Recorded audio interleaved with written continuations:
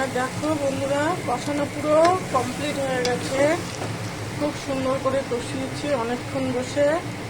তোমরা দেখতে থাকো। আর এই যে প্রেশার কুকারে গরম জল করেছি আলু দিয়ে, এবারে প্রেশার কুকারে সব দিয়ে দেবো একটু একটু করে।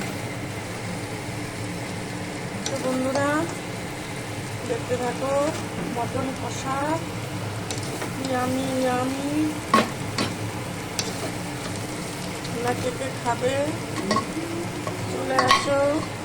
এরকম একটু ভালো করে কষালে খেতে বেশি টেস্ট হয়। একটু গোটা গরম মশলা, বড় এলাচ ফোড়ন দিয়েছি, এটা দিলে আরও বেশি মজা হয়, গন্ধটা বেশ বিরিয়ানি বিরিয়ানি আসে।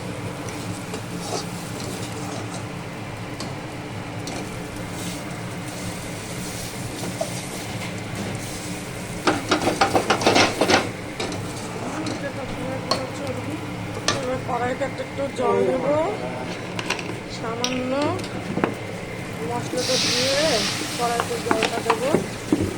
বেশ কড়াইয়ের মশলাটা সব প্রেশার কুকারে দিয়ে দেবো। তোমরা ভাতটা উপর করে দাও, কড়াইটা ধুয়ে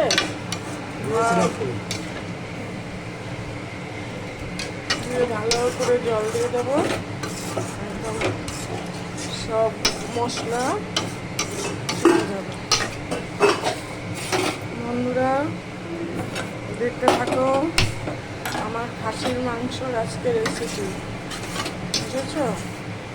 আমি তো অত ভালো ভিডিও করতে পারি না।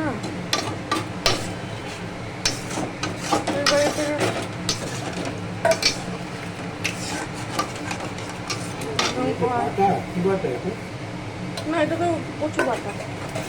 এবারে মশলাটা গরম হয়ে গেছে, এবার দিয়ে দেবো মশলা দেওয়া জল একদম প্রেশার কুকারের ভেতরে।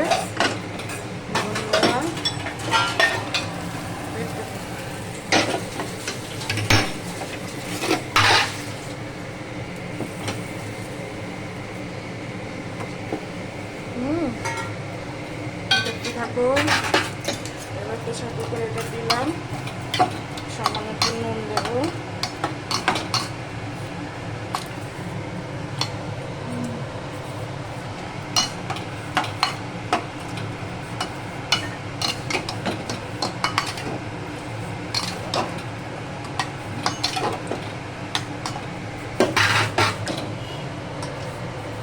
দারুণ সুন্দর কালার আসছে।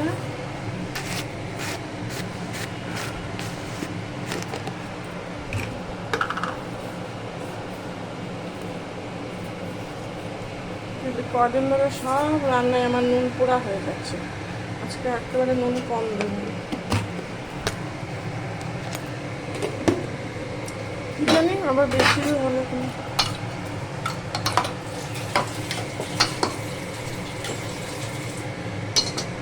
ঠিক আছে। একটু গরম মশলা ফোড়ন দেবো। গরম মশলা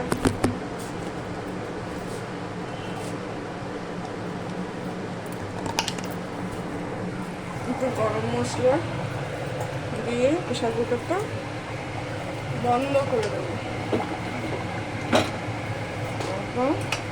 দুটো সিটি দেবো, প্রেশার কুকার কমপ্লিট।